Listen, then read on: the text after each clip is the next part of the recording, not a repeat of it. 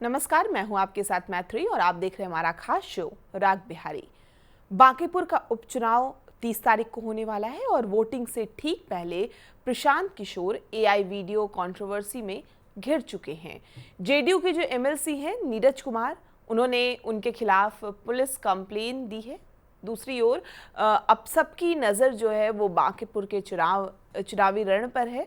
क्या बीजेपी अपना 30 साल पुराना किला बचा पाएगी या प्रशांत किशोर जो है बड़ा पॉलिटिकल अपसेट करेंगे? और तीसरी जो खबर जिस पर आज हम चर्चा करने वाले हैं वो है, बेऊर जेल से रिहा होते ही तेज प्रताप यादव सीधे तेजस्वी यादव से मुलाकात करते हैं। करीब 2 महीने बाद हुई इस मुलाकात ने फिर से ये सवाल खड़े कर दिए हैं कि क्या लालू परिवार में दूरियां कम हो रही है और क्या इसका जो असर है वो बिहार की सियासत पर भी दिखेगा। इन सब मुद्दों पर बात करेंगे। हमारे साथ हैं वरिष्ठ पत्रकार दीपक कोचकवे जी। सर, बहुत स्वागत है आपका। सर, हम लोग बांकीपुर बाईपोल के कैंपेन खत्म होने के बाद जिस तरह से 30 जुलाई को वोटिंग वहां होनी है और 3 अगस्त को रिजल्ट आएगा, बीजेपी अपनी 30 साल पुरानी जीत की जो लय है वो क्या बरकरार रख पाएगी या प्रशांत किशोर कोई बड़ा उलटफेर करेंगे? आरजेडी कैंडिडेट रेखा गुप्ता की बात करें तो क्या ये मुकाबला ट्रायंगुलर बना पाएंगी वो, इस पर सबकी नज़र है। जिस तरह से तेजस्वी यादव भी लगातार प्रचार कर रहे थे 2 दिन से, क्योंकि पहले तो वो नहीं थे यहाँ पे।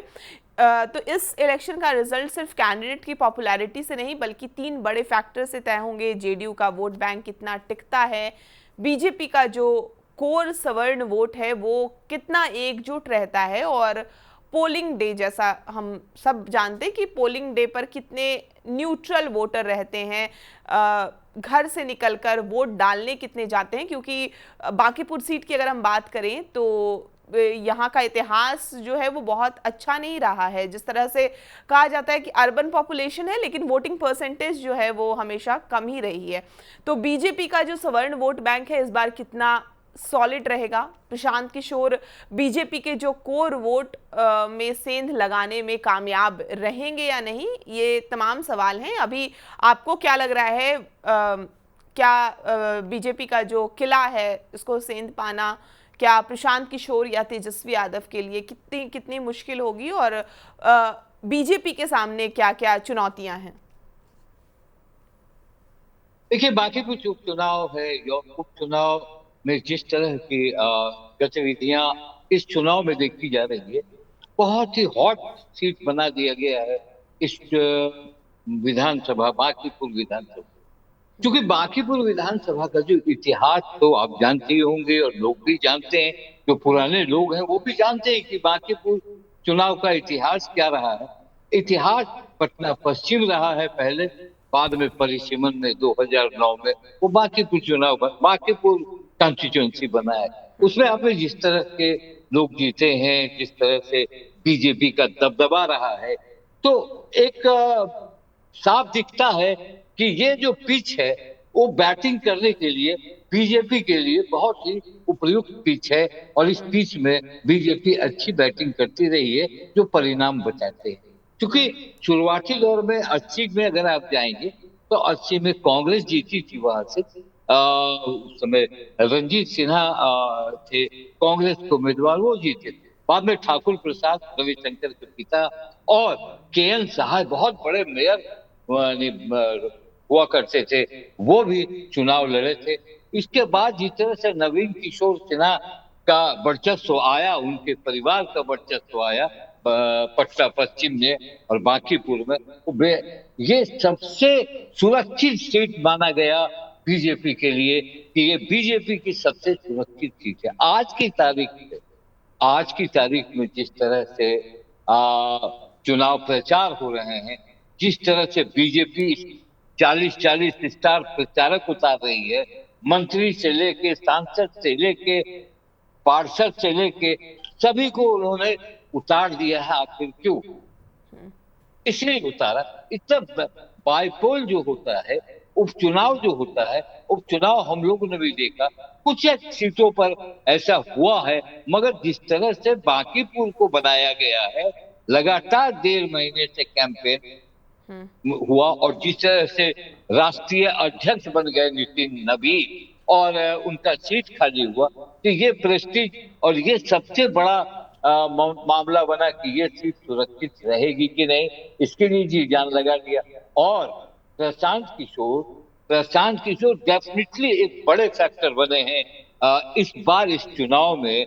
और मुझे लगता है कि प्रशांत किशोर ने जरूर बीजेपी की बीपी बढ़ा दी है, और बीजेपी की बीपी बढ़ा दी, परिणाम क्या होगा नहीं होगा ये तो आम जनता जानती है। मगर जिस तरह से कैंपेन चल रहा था प्रशांत किशोर का, तो डायरेक्ट फाइट दिख रहा था उस समय। रेखा गुप्ता जो है वो चुनाव प्रचार कर जरूर रही थी, वैश्य है वो, तो वैश्य की भी संख्या वहां कास्टों के बाद एक बड़ी संख्या होती है वैश्य जाति की। तो वो जब चल रही थी तो तेजस्वी यादव अमेरिका में थे और ये आलोचना की शिकार भी हो रही थी, और विपक्ष ये महसूस कर रहा था आखिर जाऊं तो जाऊं कहां, मेरा तो नेता ही बाहर है। और उसके बाद जब वो आए हैं तेजस्वी यादव, तो तेजस्वी यादव ने जब कैंपेन शुरू किया है तब ये मामला प्रशांत किशोर का थोड़ा डाइल्यूट होता गया है, क्योंकि वोट का बंटवारा जिस तरह से मुस्लिम वोट आपने देखा होगा, पटना में उस एरिया में सब्जी बाग है, उस एरिया में और ऐसे जहां है मुस्लिम बाहुल्य क्षेत्र है, मुस्लिमों का की जो संख्या है वो 8 से 10% है वहां। वोट का जो उनका ये है 8 से 10% संख्या है। तो अब जब तेजस्वी आए हैं तो प्रशांत किशोर, देखिए प्रशांत किशोर पिछले 25 के चुनाव में भी एक फैक्टर बनना चाह रहे थे। आपको याद होगा, आपने देखा भी होगा कि प्रशांत किशोर चाह रहे थे कि चुनाव के बहाने एक ऐसे मुकाम पर मैं अपनी पार्टी को लाऊं जहां तीसरा फोर्स बन सके और हम बीजेपी को और सत्ता पक्ष को हम आगे लेकर चले। मगर सफलता मिली नहीं। चुनाव लड़ना, चुनाव में अच्छी बातें करना, अच्छा फेस होना, ये सारी बातें अलग होती हैं मैत्री। इसमें ये होता है कि आपका बूथ मैनेजमेंट कैसा है, आपके लोग कैसे हैं, तो ये कहीं ना कहीं उसमें प्रशांत किशोर कमजोर पड़ेंगे, क्योंकि बीजेपी ने जितने भी 422 या 423 बूथ में बूथ मैनेजमेंट में बीजेपी का कोई जोड़ और तोड़ नहीं है। तो कहीं ना कहीं हम चुनाव जीतते हैं बूथ के मैनेजमेंट से, हम अपने अच्छे फेस पर और हम अच्छी बातों पर चुनाव नहीं जीतते हैं। अगर ऐसा होता तो बहुत सारे लोग बिहार में चुनाव जीतते। आज की परिस्थिति ये है कि अब 3 फैक्टर है। बीजेपी क्या अपना किला ढहने से बचाएगी? क्या तेजस्वी यादव की भूमिका इस चुनाव के बाद विपक्ष की होगी, या फिर प्रशांत किशोर एक ऐसे फैक्टर बनेंगे जहां विपक्ष का एक अलग नेतृत्व होगा, विपक्ष एक अलग तरीके से आएगा।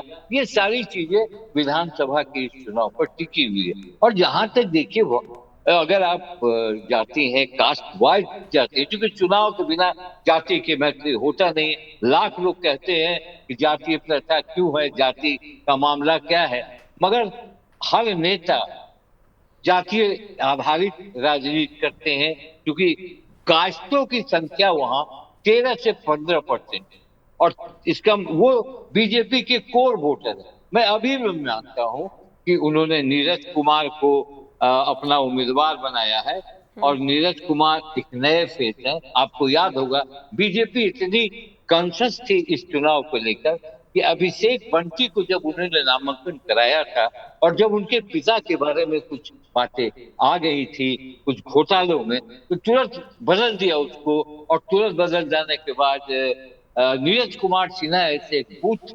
मैनेजमेंट के लड़के को उन्होंने टिकट दिया। तो बीजेपी कहीं ना कहीं चाहती थी कि हम इसको ऐसे छवि के शिकार न हो जिसका चुनाव पर असर पड़े। हालांकि दावेदारी बड़ी थी, दावेदारी अजय आलोक की थी, दावेदारी ऋतुराज सिन्हा की थी, दावेदारी रणवीर नंदन की थी, जो लोग मेन स्ट्रीम की राजनीति कर रहे हैं, जिनके कुछ फॉलोअर हैं। मगर नितिन नवीन ने ये समझा कि ये उनका अपना कंस्टिट्यूंसी है, हम अपने से भारी या हम ऐसे उम्मीदवार को ना दे कि आगे ये मेरा कंस्टिट्यूंसी हाथ से निकले, इसे नीरज कुमार को उन्होंने लाया।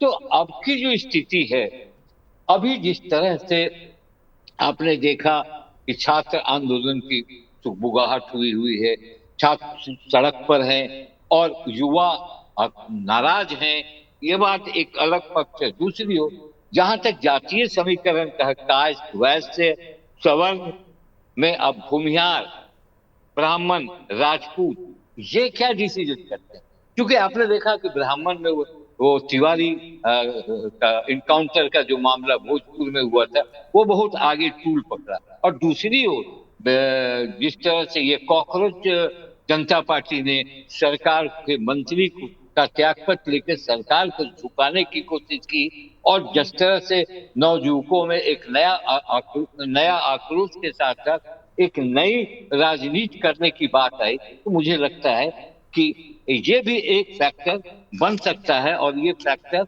इसलिए बन सकता है कि अभी का माहौल देश का अलग है।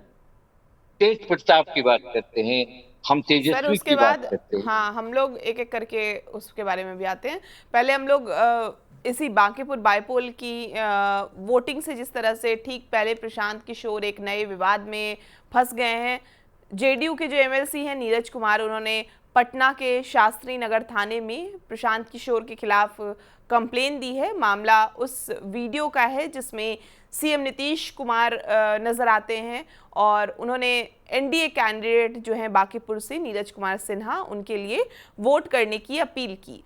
और प्रशांत किशोर ने इस वीडियो को फेक और एआई जनरेटेड बताया था। इतना ही नहीं, उन्होंने चैलेंज देते हुए ये भी कहा था कि अगर नीतीश कुमार खुद सामने आकर कह दे कि वीडियो असली है तो वो जो है वो इलेक्शन इस बार जो बांकीपुर से लड़ने वाले हैं वो नहीं लड़ेंगे।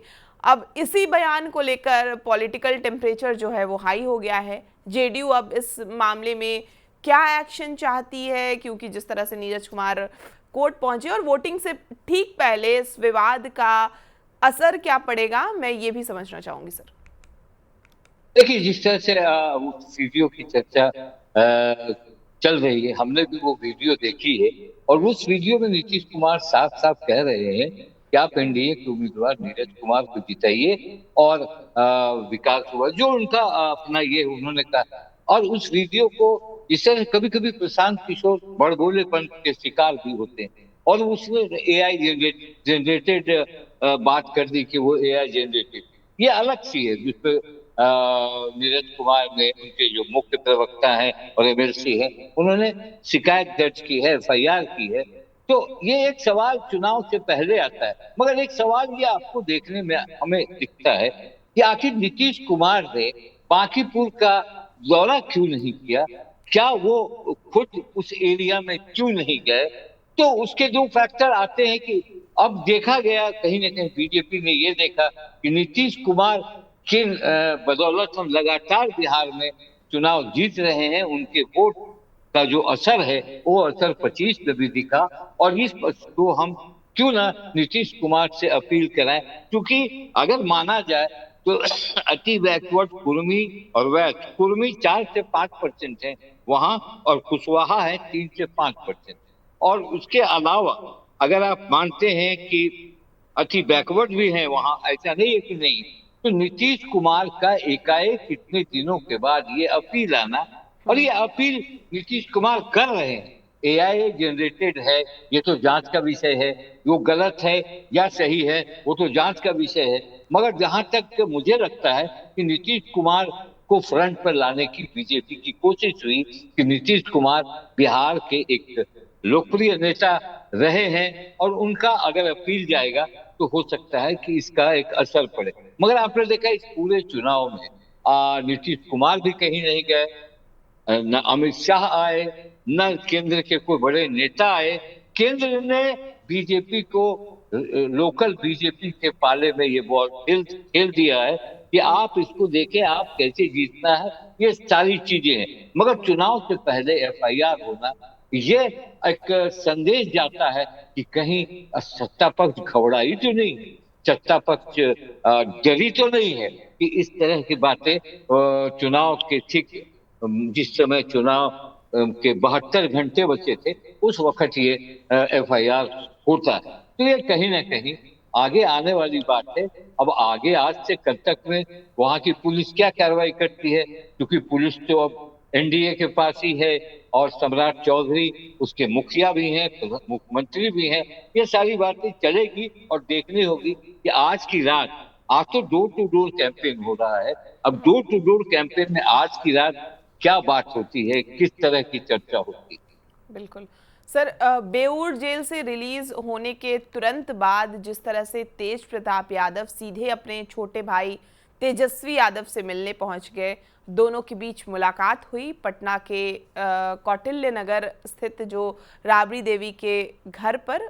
करीब 2 महीने के बाद दोनों भाई आमने सामने आए और गिरफ्तारी के वक्त जिस तरह से तेजस्वी यादव ने सरकार को खुली चुनौती दी थी और खुली चेतावनी दी थी कि अगर उनके बड़े भाई को रिहा नहीं किया गया तो कोई बड़ा आंदोलन होगा। अब रिहाई तो हो गई है, उसके बाद इस फैमिली मीटिंग ने बिहार की पॉलिटिक्स में नई चर्चा छेड़ दी है। सवाल उठ रहा है कि क्या दोनों भाइयों के बीच दूरियां जो है वो सच में ख़त्म होने लगी है?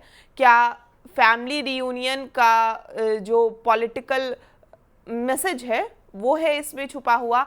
और क्या आरजेडी और तेज प्रताप के रिश्ते जो हैं वो सुधर सकते हैं? देखिए, जहां तक तेज प्रताप और तेजस्वी के रिलेशन और इस घटना का प्रश्न है, इस घटना में जिस तरह से उन्हें गिरफ्तार किया गया है, वो गिरफ्तारी अब किस धारा पर की गई है, किस कागजात पर की गई है, वो डॉक्यूमेंटेशन तो हम नहीं बता पाएंगे। मगर एक समय पर जिस तरह से गिरफ्तारी हुई और उनको न्यायिक हिरासत में भेजा गया और बेऊर जेल चला गया, तो परिवार सदमे में आया है। और राबड़ी देवी और लालू प्रसाद यादव बहुत परेशान हो गए कि तेज प्रताप जेल चले गए हैं। मगर आपने देखा जिस तरह से इन दोनों के बीच खटास है, जिस तरह से एक उन्होंने अपनी पार्टी बना दी है। आज तो रोहिणी आचार्य का भी एक बयान आया है सरकार इस गिरफ्तारी के खिलाफ। और इसी बीच जब वो छूटते हैं, और आपने देखा कल जिस तरह से तेजस्वी यादव ने हुक्कार भरी परतों कि अगर मेरे भाई, और उसने ये भी जोड़ा, सिर्फ भाई नहीं कहा, उन्होंने कहा कि मेरे भाई बड़े भाई हैं और इसके अलावा जो लोग निर्दोष बच्चे गिरफ्तार हुए हैं अगर नहीं छोड़ा जाएगा तो बिहार में एक बड़ा आंदोलन खड़ा करूंगा। उसके बाद सरकार ने जो नोटिफिकेशन जारी किया रिहाई के बारे में अलग। मगर आज जब तेज प्रताप 3 दिनों के बाद सीधे अपने पिता के, माता पिता के घर कौटिल्य नगर गए, जहां हाल ही में लालू प्रसाद शिफ्ट हुए हैं, और तेजस्वी यादव से मिले, तो कहीं ना कहीं एक पारिवारिक जो मिलन की प्रक्रिया है वो शुरू होगी, हो सकती है। ऐसा नहीं है कि अब तो वंशवाद पर, भाईवाद पर, परिवारवाद पर विपक्ष कुछ नहीं बोल पाएगा, क्योंकि विपक्ष ने, पक्ष नहीं बोल पाएगा क्योंकि पक्ष ने भी वही राह पकड़ी है। तो हो सकता है कि आने वाले चुनाव में, क्योंकि अब तेजस्वी यादव के पास चुनौतियां हैं, तेजस्वी यादव इस पूरे प्रकरण में बहुत ढीले ढाले दिखे हैं। बार बार चुनाव से के समय बाहर चला जाना, हाउस में नहीं आना, ये कहीं ना कहीं वो आलोचना के शिकार हुए हैं और उसको कैश कराने में जुटे हैं प्रशांत किशोर जिस तरह से बातें कर रहे हैं कि हम एक विकल्प बन सकते हैं और हम विकल्प हैं। तो कहीं ना कहीं ये जो आपस की तकरार है लालू के परिवार में, वो पूरी कम हो सकती है, ये दावा नहीं कर सकता। मगर हाँ, अगर इच्छा जताई होगी तेजस्वी ने मिलने की, तभी दोनों भाई आपस में मिले होंगे और माता पिता इसको हो सकता है कि ग्लोरीफाइड करने के लिए, इसको और आगे बढ़ाने के लिए उनकी भी एक भूमिका हो। मगर ये जो तेज प्रताप का जो पॉलिटिकल पीच है वो बहुत मजबूत नहीं है।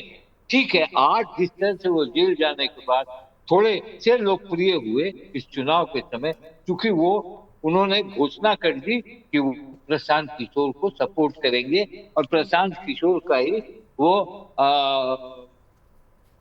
जो और उसके बाद इनकी गिरफ्तारी होती है तो कहीं ना कहीं कुछ बात आते हैं और सामने आती है। और मुझे लगता है कि ये केवल एक चुनाव का परिणाम नहीं होगा बाकी, बल्कि बिहार की विपक्षी राजनीति में एक नए समीकरण की भी शुरुआत हो। बिल्कुल। अगर ये अगर अगर ये विपक्ष एक होता और तेजस्वी यादव अगर अपना उम्मीदवार नहीं खड़ा करते प्रशांत किशोर को, या प्रशांत किशोर नहीं खड़े होकर साथ होते, तो एक विपक्षी समीकरण अलग होता। मगर इस चुनाव में अब जरूर दिखता है कि एक नए समीकरण की शुरुआत विपक्ष की होगी।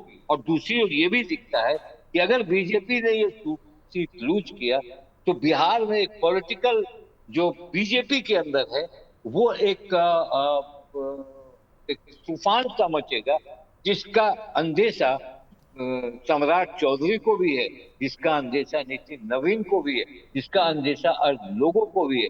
क्योंकि सम्राट चौधरी और बीजेपी के नेतृत्व में के ये पहला चुनाव है और सम्राट चौधरी को भी अपना KRA दिखाना है कि हमारे नेतृत्व में हम चुनाव जीते हैं। और हम अगर जीतते हैं तो सम्राट चौधरी का भी कद बढ़ता है, और अगर नहीं जीतते हैं तो बहुत तरीके का समीकरण बनता है बीजेपी के अंदर। बिल्कुल।